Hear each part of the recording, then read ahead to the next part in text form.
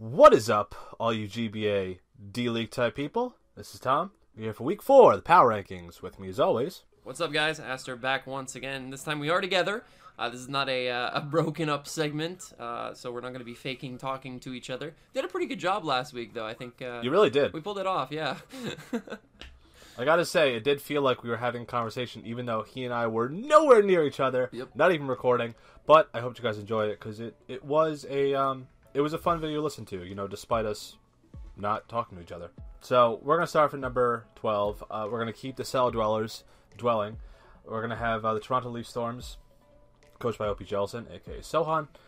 I don't have much to say really about him this week. A little bit of some confusing plays, like he went to Hoopa U against the Skuntank, knowing that it had a super effective move, being Pursuit or Sucker Punch. Went for the not very effective move with Hyperspace Fury. Bad move, bad call. And then U-turn Manaphy. What's up with that, man? Is that like your counterpart to Chapel counter Registeel? And then even he said out loud, he said, Pyroar is not that strong, and we saw that with the Flamethrower and even the Hyper Voice against the Latios. Yeah, he brings it almost every week. You say it out loud, you recognize it, and you still fucking bring it. Like, I said it last week, man. You bring things like Pyroar and Kyurem, which you dropped as your win conditions, but you don't bring Mega Pinsir. You dropped Hoopa U, finally. Use better things as your win cons. Stronger things, not bad things. Yeah, I'm glad he made some transactions. That's definitely... Well, I hope it's going to help his team. I don't know. We have yet to see. Right. But going down 0-4. A lot of the reason that I don't have too many notes on this game is because they had multiple recreations from having watched Randy's side, and that kind of set me off because I don't know what to say. The plays didn't play out fluidly. They didn't play out the same way that they would have in just one game. So it's really weird. But yeah, he did make a lot of questionable plays. His offense is lacking, especially with bringing Pyroar every single week that I mentioned. He has nothing going for him right now. So I'm gonna leave it at that. I mean, we're not moving him out of 12 until he actually does something. So. And even then, there are gonna be other coaches that'll probably have 1, maybe 2 wins at that time. Like, yeah. I'll let you start the roasting fest with the Calgary Infernapes, which I finally agree with you because that game was an atrocity. Yeah. Aaron, you really didn't come through this week, buddy. Sorry. You let Jirachi run train on your team before you actually decided to go into something that could deal with it. I know how that feels. Yeah, I understand that its coverage was near perfect. But yeah, you had that game against Mono, right? Oh, god damn it. Let me not remind you too much. But yeah, there were multiple opportunities to go into things like Dawn Fan, into his Volcanion. Obviously, Thunder Punch was always a threat. The Paralysis, he had already gotten parried once. Kind of afraid of that happening.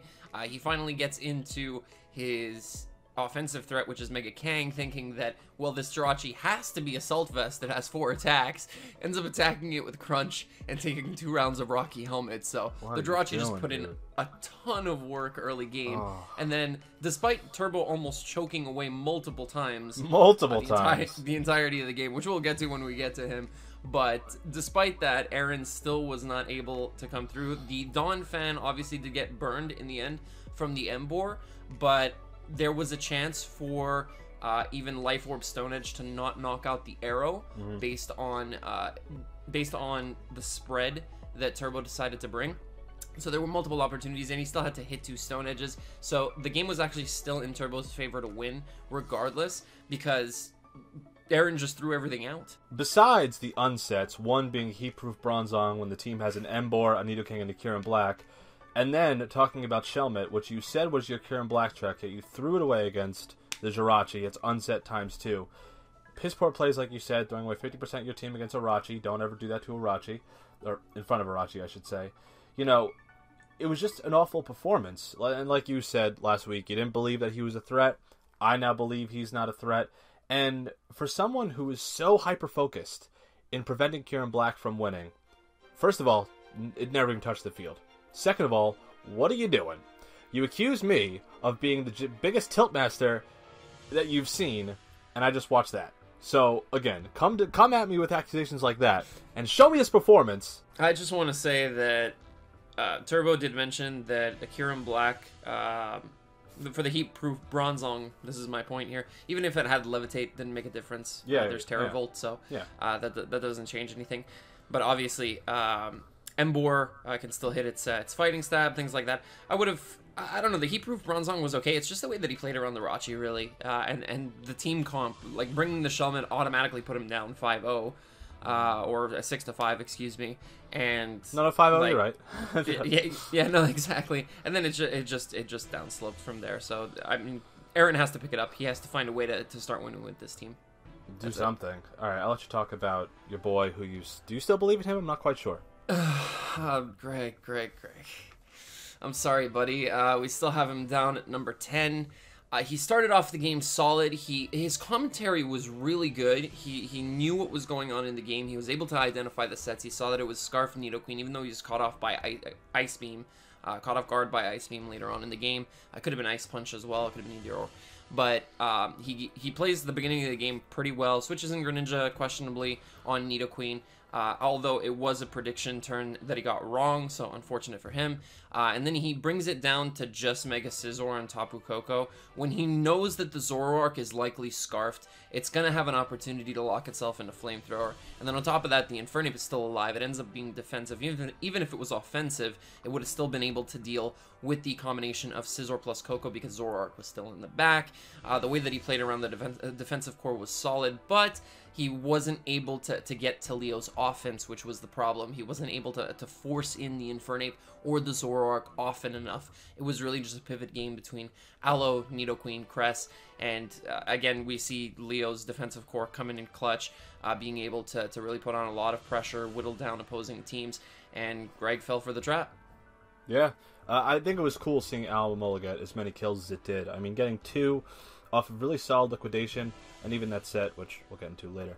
But bottom line with Greg is he brought good, effective sets. I mean, the non-Toxic Orb, Yachi Gliscor, it had its moment, and then we talk about the Heatran Toxic and Magma Storm miss, followed by the Liquidation Defense Drop immediately after. That sucked for Greg, but I think he kind of lost that exchange because the Alomomola was specifically made to beat a Toxic Magma Storming Heatran. And like you said about the Swords Dancing, when he was watching the Infernape just slack off and taking Rocky Helmet damage, at some point Leo would have gotten smart to that and would have went for Fire move. Either he had Punch or Flamethrower.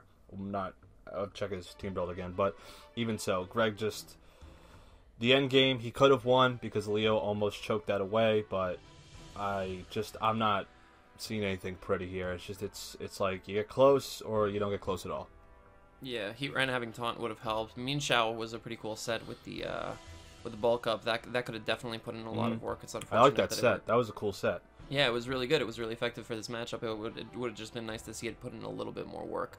But yeah, that's it. That's it for Greg. I'll let you take us into our number 10. Yeah, this is our only actual change across all of our rankings. We're the same for the most part. I think at this point now, Aster and I have kind of aligned in some of our thoughts. All right, so first off, we're actually going to go with my number 8, your number 9, the Calgary Flame Wheels. First of all, can we stop running sets that have counter or mirror coat? Because here's the overarching problem.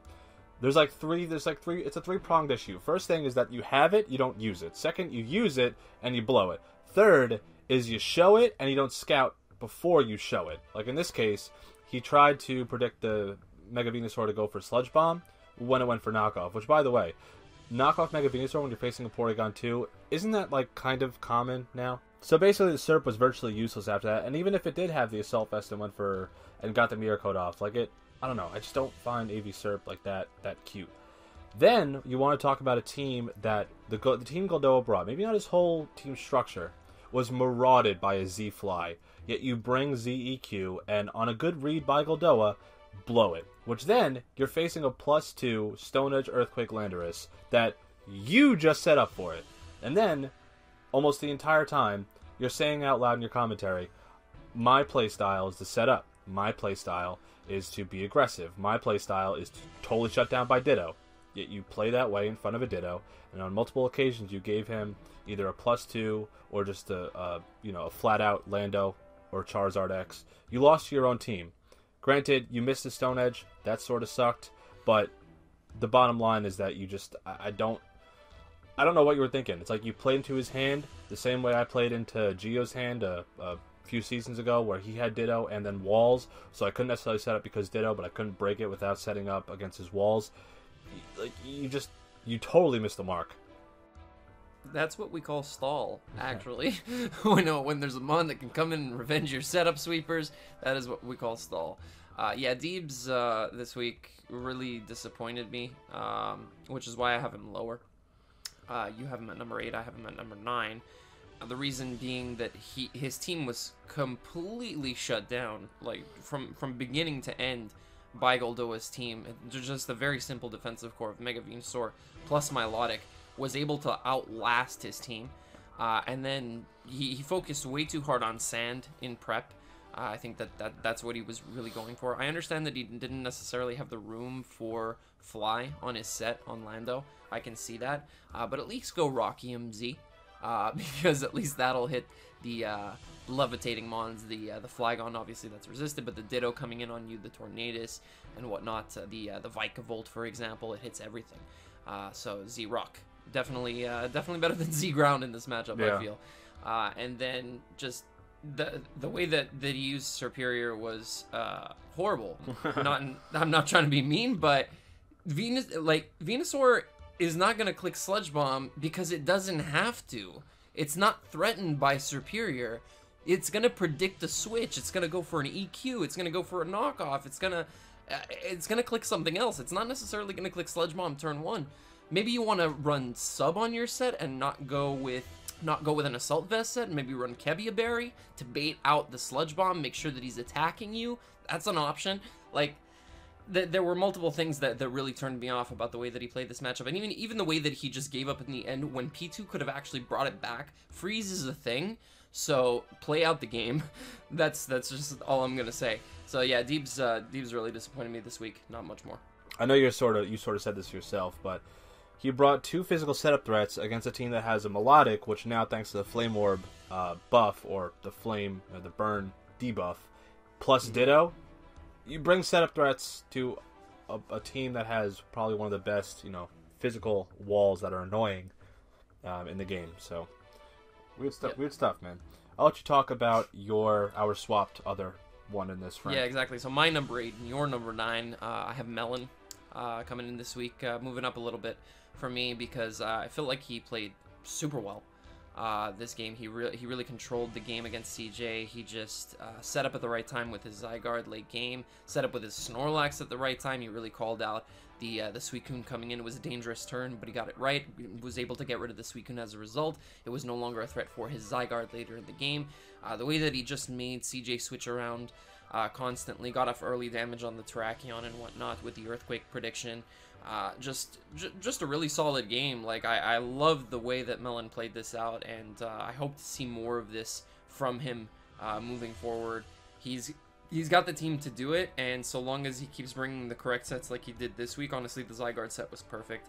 If he keeps doing that, then he's going to have a lot of success. Yeah, he'll actually start winning, and I can pull him out of the basement. I mean, I want him to continue from the dominance that he showed week 1 against Greg, which now is not really that remarkable considering where Greg is, but like you said, he made really good reads, the Earthquake against the Terrakion, then follow that up with the Earth Power from Scarf Mew to 2-shot the Drapion. Yeah, the crit Continental Crush sucked for him, but he sort of knew where the game ended from that point. I'm going to expand a little bit on what you said. I'm going to break up his team pressure into 3 different parts. Early game, he applied pressure with Scarf Mew up until when it died. Midway, he made the good read with Lax and with Zard Y to kind of set up late game for Zysnek to clean, get a really nice 4 kills. It was just a great game by Melon, and I think there's no reason he can't do this week after week. He basically did to CJ what CJ did to Randy back in week 3, which I'll explain when we get there. Yeah, so, no, great game from him. We'll move into both our number 7s. Speaking of which, we have CJ. Oh, boy. And once again, I don't think that CJ did too badly this game. We do move him down because it's a second consecutive loss. And I do feel like he's starting to slip. He's sort of losing control over his team. Like, he had a very good grasp over it the first 2 weeks, and now it's kind of starting to stale out. The way that he played Celebi in the end game kind of ticked me off a little bit, going for Protect, scouting for the Z move. I understand the logic. I understand having seen it in mocks, but this is one of the disadvantages of mocks right here, is that if you make the same play all the time and then it doesn't end up panning out, or your opponent ends up making a different play like the second DD, then you get screwed. Constantly switching into Suicune, not making any different play on the Snorlax. He wasn't going to always Earthquake, and this is something that CJ didn't catch on to, is that Melon had to switch up his play to gain advantage in this game. CJ didn't do that. He didn't go into Terrakion on the belly drum, which would have given him a huge turn of midway through the game, and probably allowed him to win, honestly. Zygarde was still a huge threat, but getting rid of that Snorlax, allowing Suicune to live and be able to deal with the Zygarde in the late game would have been massive for him. So I think that's really the turning point in the game, is that he staled out his moves and he kept going for the same thing over and over and over. Like you said, so basically CJ didn't make any of the plays that he made that ended up beating Randy, but all Melon had to do was make 1 or 2 aggressive reads, which is basically what happened. First thing, and this is kind of a meme, can he stop switching in his ground weak mons to earth moves? He did it twice this match. So now so 3 of the 4 weeks, this one he's done it twice. So stop that. Why would he roar against a mon that was slower than him, being the Snorlax? Yeah, it didn't have any attack investment, but a +6 really didn't matter. He could have fished for the burn with the Scald. I guess it really didn't matter at that point, just how far he was back. But going for the roar when Lax was already up with the belly drum, I didn't like that. And then Questionable. And then the second questionable play was him letting Zysnek get the +3 when he switched out. And then man, my final point is this: he didn't play well. He didn't play aggressively, and he never put himself in a position to take control and take the W. I keep alluding back to this match. He did that against Randy, and we all, whether it was the recaps or it was us, we praised him and said, this is the type of match that really sets you ahead and sets you apart from other people like Randy, like Greg, so on and so forth. But when you banter on in your match, and I talked to him about this already, he said it was a close match, that it went down to the wire, 50 minutes, yada, yada, yada. This match wasn't close. It was a cyclical match of people, you specifically, not going for any sort of chance to win, whereas Melon did 3 times. Once with Mew, once with Lax, and finally with Snick. You didn't do it. You're saying it's close because you lost in the end game and because you lost late, not early. It wasn't close. A 4-5-0, whatever the hell the match score was, while it may look like you think it's close, losing that much and losing the way that you did, you just gradually waited out the inevitable. And I'm not sure I'm going to believe in you as much if you keep doing this. So yeah, be careful with that, CJ. If you just take some advice, don't get scared early on. I know that the Earthquake play onto the Terrakion, and then later the Earth Power onto the Drapion probably put you in a shaky mindset, but make sure to stay calm and move forward in the game, and look for your opportunities and what you need to keep alive, what you can't let set up, so on and so forth. You did it really well against Randy, so make sure that you keep doing that in the future. Just a little bit of advice for our good friend Choice CJ. There it is. I like that.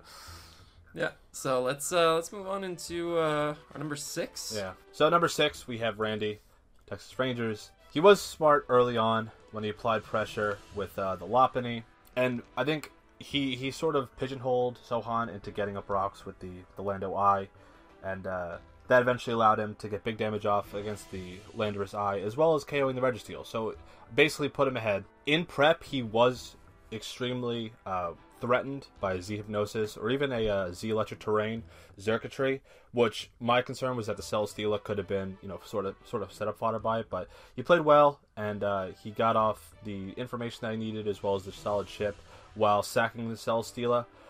So, overall, that despite the way that he had to describe, and the way he had to recreate, and the way that he had to explain the match to the viewers, it was clear that he had the offensive matchup, he had the capability of pressuring the overall team composition of Sohan, and despite what he was worried about, he outlasted him with his walls, and he outbeat him with his offense. Yeah, a lot of that has to do with, we mentioned it earlier, but just Sohan's team in general is very either predictable, or it doesn't have either the defensive or the offensive backbone to be able to do what it wants to do. Randy really took advantage of that. We saw Lop go in. That's really what it does. It just goes in. I only moved up Randy one spot. You have him still at number 6 because you had him there last week. But I could only move him up this much because, again, the game had a lot of recreations, and it was difficult to keep track of what exactly would have happened if the game played out normally, and that's what I was trying to say earlier. So if he continues to play like this, then great. If he continues to get wins. But again, this is over our number 12 team who still doesn't have a win. So I need to see this continue. Obviously, he's made adjustments to his front office. It shows. The prep was a little bit better this week. Keep it up. We'll move you up even further if you deserve it. So that's it for our number 6. Moving on to number 5, we have a huge pop-off for the New York Empoleon and Goldoa Dragon. Really impressed by what I saw from Goldoa this week. I think that he did a great job of managing his defensive core. We talked about it when we talked about Deebs. He did.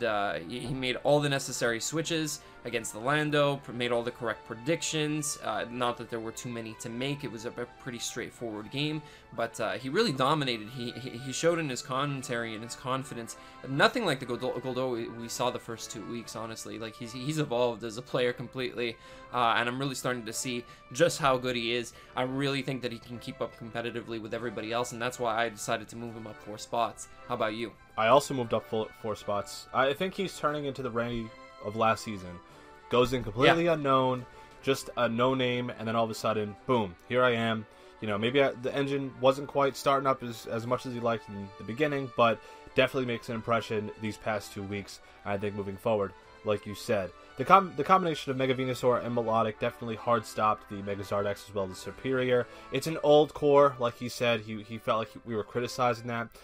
We don't say old like old and bad. We say like old like we've seen it more than one time. And it's not new. Exactly. Well, it's overplayed. Like you said, if it's working, it's working. That's the bottom line. And he definitely proved that. That bulk combined with Ditto basically played all of Deebs' threats against him and stopped the things that he was meant to stop. And it came off with a huge win. So good job, Goldoa Dragon. Keep it going, man. I think it's really funny that we had him at number 12 2 weeks ago, and now he's up at number 5. Wow. What a drastic switch. Well, to be fair, I could say that week I should have kept Sohan below him, but I listened to you. That's fair. All right, moving into our number 4, we have Zazo dropping 1 spot this week, once again, because this time he lost to Danza, and that's while Danza's doing pretty well, and it is looking like he'll probably make playoffs from the way that he's been playing as of week 2. I really don't think that Zazo needed to drop this game.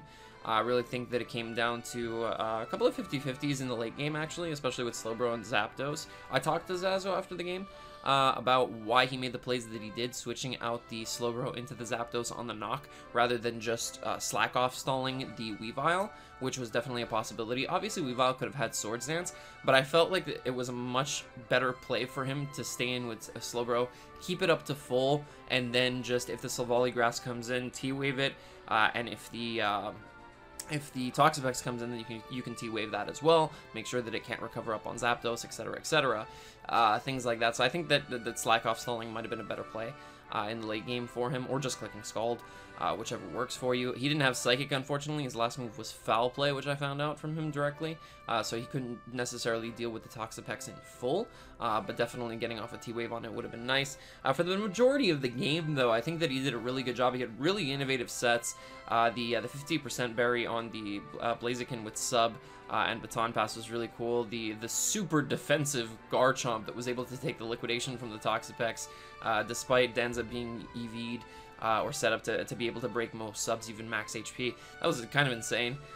Just the way that he played throughout the I would say the first 80% of the game was really, really solid, and then it kind of just fell apart in the end. With the Alolan Marowak, really, I think that put on a lot of pressure. Danza used it really well. We see it again this week. He did a good job with it 2 weeks in a row now. I'm actually glad that you got that inside information, because frankly, just from my perspective, I just feel like he played sort of on autopilot. Never really put himself in position to really lock in or threaten Danza with a victory. On his end, I just feel like he played meh, which I guess you could also say about last week when he played Leo. But also, like you said, really no reason that he had to drop this match of all matches. Danza's playing well. He still needs to play well. I understand that he has the skill to win, but this match doesn't quite say that. So I don't know what to think about Zazo besides that right now he's at like fringe 4 with the possibility of dropping below people that, I don't know we would have said he was below in the beginning of the season. Next up, number 3, we'll go into his opponent. We have, obviously, Danza. I like the Savali Grass Pledge tech. That was really cool. Didn't know it got that, but it was cool. Made really nice aggressive plays, especially the one that I think sealed the game for him was staying in, subbing with Jolteon, staying in with Jolteon and, kind of playing around the fact that was he going to go for the Poison Jab? Was he going to go for the Earthquake, expecting the Savali Grass to come in? At one point, he did get it right. He took the Poison Jab and got off really big damage with an HP Ice when Zazo did an Earthquake. That was well played. He then followed that up with a really nice T-Bolt prediction against the Heracross when that came in. He just made really nice reads, nice predictions throughout. They all worked out for him, and eventually worked out in W. Yeah, no, he did a super good job mid-game predicting a bunch of crucial turns, honestly, with that Jolteon. Really played well with it, and that's the kind of thing you have to do against a player like Zazo, and Danza has understood this, that with higher caliber, higher skill players, you need to make aggressive plays, or they're just always going to make the easy play that gets them out of the situation with the least amount of damage, the least amount of debris flying around everywhere. So that's I feel like Danza did a really good job at that. Also, the way that he played his Marowak was fantastic. I did just mention that. The way that he played his Pex as well. His Tornadus, so the defog turn was huge. He's just been showing us a lot of good signs, and I think that so long as he can continue in that fashion, he'll probably stay up at the top 4 for the remainder of the season. Honestly, I can't see a lot of people being able to take him down as of now. Yeah, that I definitely agree with. So, our second to last match, we had the Phoenix Midnights, or in your case, Midnight, because you never add the S. I always mess that up. I'm sorry, okay? We kind of already explained this a little bit when we talked about Aaron. Rachi legit just tore apart Aaron's team by Aaron's own hand. It weakened necessary and unnecessarily a lot of checks to Turbo's team, and single-handedly just decimated or just handled 4 of 6 total other mons that it was facing. Turbo explained many times about how misplays or things that he did could have put him in a position to lose despite the whole, early Jirachi murders. If I'm going to talk about one aspect of the game that I really didn't like, it's that. You talk about how you could have coughed this one away when you recognize slowly but surely that Donphan is a set that could beat you. Don't do that, I would say, because, we even saw this in his NPL Minors run, where there were games that he may have been ahead, or he was making the right plays, but he still ended up losing. Don't put yourself in a compromising position, and I know you're trying to play smart, and you're in a league that, maybe the competition is or isn't as difficult as the Minors were. Just don't cough up wins, and don't put yourself in a position to cough up wins. Yeah, I think everyone is constantly learning, and Turbo has been doing a good job at gradually getting better at that and not throwing away wins. He gave us the breakdown of why he still had the better chance to win the game regardless of his misplays. If he didn't make them in the first place, though, he wouldn't have been in that position. I'm glad he was honest about it, however. I think that's very important, that he can be honest with his audience, with us as power rankings analysts, and as well as with himself. So that moving forward that he doesn't make the same mistakes, or he avoids them as much as possible. So that was really good. The way that he played Jirachi early, the set that he brought, the perfect coverage, honestly, for exactly what he knew that Aaron was going to bring. And the way that he dissected set by set that Aaron had brought the wrong thing for him, like when he saw the Shelmet, the exact amount of investment that he saw, the damage that it was taking didn't make sense to him. The Bronzong, the fact that it was heat proof, didn't make sense to him. There's a lot of things like he brought what was appropriate for the sets that were the most threatening to him, and it also happened to cover what Aaron brought. So just a really good job from Turbo. If he continues this way, then he'll stay once again, just like Danza, up at the top 4. So I think we're starting to sort of solidify who the strongest teams are. Speaking of the strongest team, moving into number 1, we have the Durham Druddigons, and Leo once again just dominating with this core, this defensive core, and he's really switching it up. He's using the right sets every single week. I really like the Scarf Needle Queen. That one really caught me off guard watching the game from Greg's perspective, and I think that he just did a great job at managing all of Greg's offense, and then just really went in with his. Once again this week, he's 4-0 now. There's not a lot to say about him. He's really just showing us why he's such a dominant player and why he was champion last season. Yeah, like you said, the Scarf Needle Queen, I really liked that worked, and then especially the Refresh Almola. Oh god, yeah. I mean, that's kind of why I drafted it this past season. That Refresh, and even just it being so annoying, it showed why, and I like seeing how Greg's using it. Also, McGearan has finally died after 4 weeks of play. About time. Yeah. Maybe we should have allowed that. Ooh. You think? Well, yeah. Well, this is why we test things here, and then we don't allow them in Maine. So, but needless to say, it was a very hectic ending that he was convinced that he lost, which I'd say Leo does this a lot with his games, where he's more convinced that he loses than, reality might assess. I mean, the game was a lot closer than it should have been, and Greg definitely gave him a run for his money. If there's a game that shows how Leo can be beaten, it's this one. I think that there are some loose ends, some strings that need to be cut, some little tiny things that need to be tied up, because we can see where Leo falls apart in terms of his prep, in terms of his play, and how he can be beaten. It's just about him to maintain. Does he want to stay undefeated? Maybe he catches an L at some point, which at this point really wouldn't matter based on his win-loss record, how much he's been winning, and the position of other teams, and how they're winning and losing. But at least we kind of see that, yeah, the monster is beatable. It just needs to find out how. Yeah, no, exactly. I think for the most part, Leo's just scaring himself most of the time. So yeah, honestly, he's doing great. He's going to stay up here for a while, that's for sure, until we see some kind of deterrence from him. So yeah, that's pretty much it for power rankings, guys. I'm going to let Tom close us off. Thanks for watching. Rankings down below, even though none of you do it. Let us know if we're dumb or not. None of you do it. So, with that, we're gonna head out. Have a good week, everyone, and we'll see you for week 5. Like, subscribe, peace.